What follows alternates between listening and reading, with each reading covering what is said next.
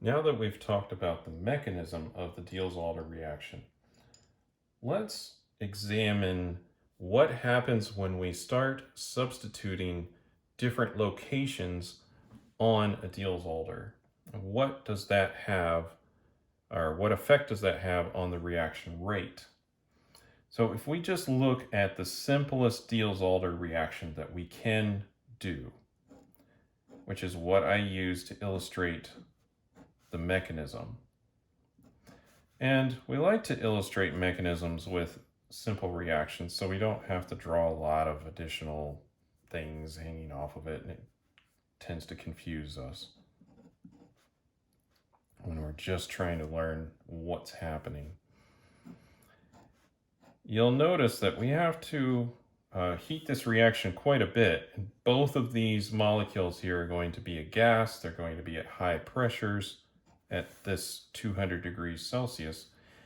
And after that, we have a fairly slow reaction.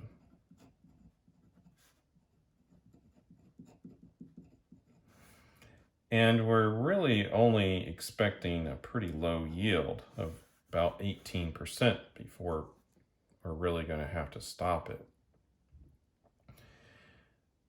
So we would like to come up with ways to increase the reaction rate so that we can do this on an actual laboratory timescale using lower conditions or milder conditions.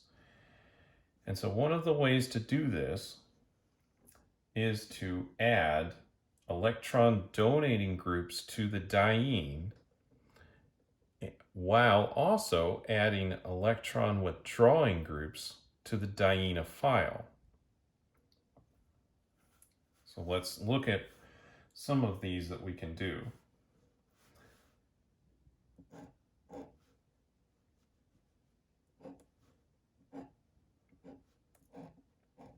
So if you recall, carbon-hydrogen containing groups have an electron donating effect, and so these are electron donating groups.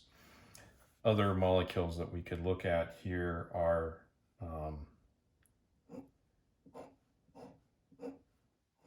Cyclo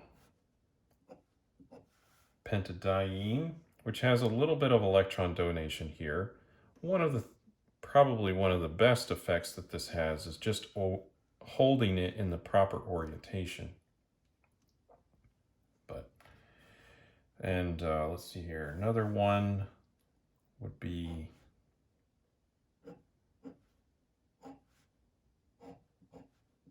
like so. So all of these are carbon-hydrogen illustrations. But we also have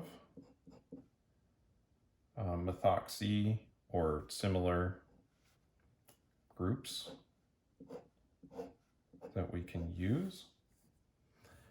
And if we take this particular example and add our basic diene of ethylene, the dienophile, so no electron withdrawing groups on it, but electron donation here, we can vastly improve our results.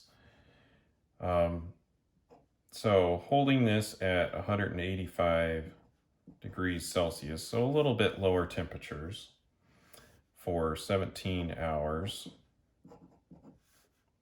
we can achieve a 60% yield, which is quite a bit higher than our 18.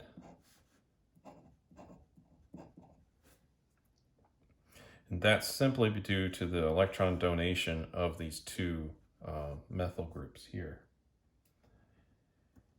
We can also look at electron withdrawing for the dienophile. So these are activated dienes. And then we can have kind of deactivated dienophiles, although it actually speeds up this reaction. I'm saying deactivated because you may think about it that way if you're considering the aromatic substitution. Remember that we had electron withdrawing groups on there, and we could deactivate aromatic rings. And so we're just using the same language, although in this case, this speeds up the reaction. So maybe it's, that's why I'm putting quotes around it.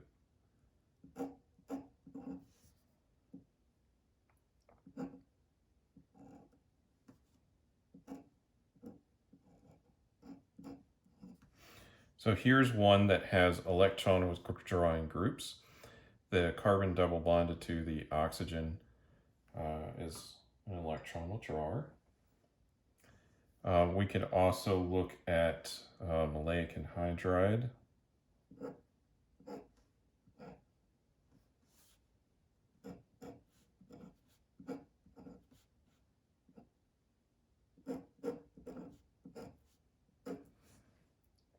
There's one. There are cyano groups, like so. We could also put nitro groups on something, and we could change it over to a triple bond if we wanted. There's a carbon right there. I'll draw it in here. Now, we can have either symmetrical dienophiles or asymmetrical ones, just illustrated here. The symmetry is not required. Of course, adding more electron withdrawing groups onto the dienophile will increase the effect and subsequently increase the rate of the reaction. It will also increase the delta G, or decrease the delta G. So you'll have a larger amount of energy released once these reactions, these dienophiles react. That's driving the speed. It's making the reaction go a little bit faster, give higher yields, versus, say, just the standard ethylene.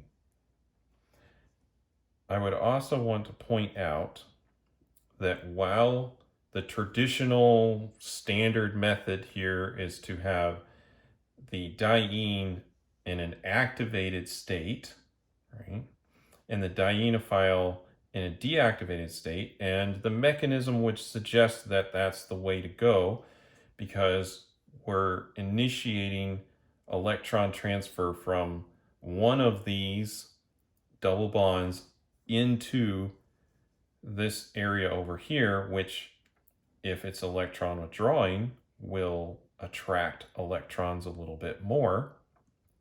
That's the way it's speeding it up.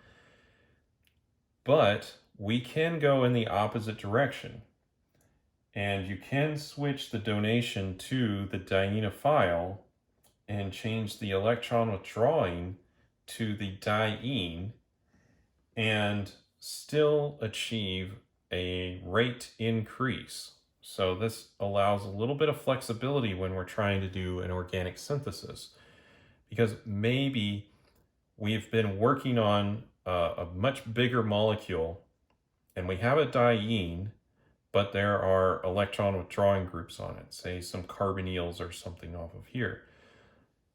Then to match with that, we would want to choose a dienophile that had electron donation on it, and that can work.